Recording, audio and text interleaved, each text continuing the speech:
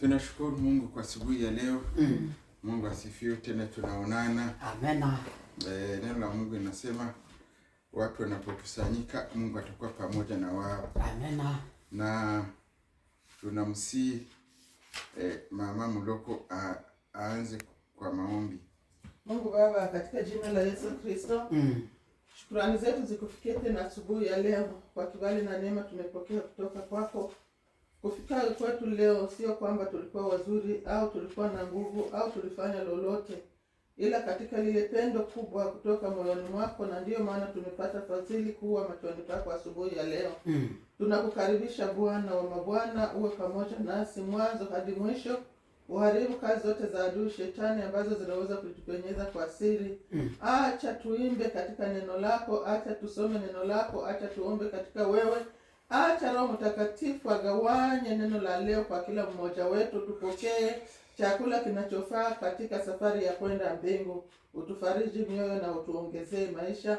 Hata ile siku utakuja kuchukua kanisa, utukutane tungali tayari.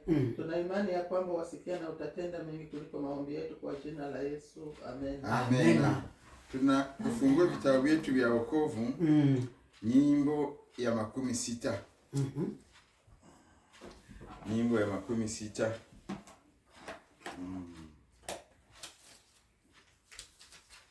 Ni heri kuona ndugu ndia pakwenda mbingu, tukinyongojea sana kwa kuwa tupeke yetu, kushirikiana kwa ndugu na burudisha moyo, na Mungu atupa nguvu,